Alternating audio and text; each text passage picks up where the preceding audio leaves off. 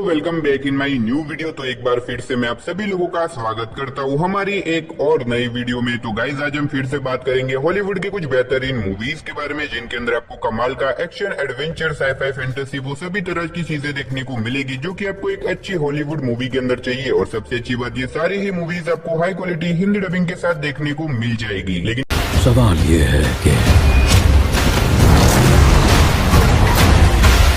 क्या तुम में ये इतिहास बनाने का दम है?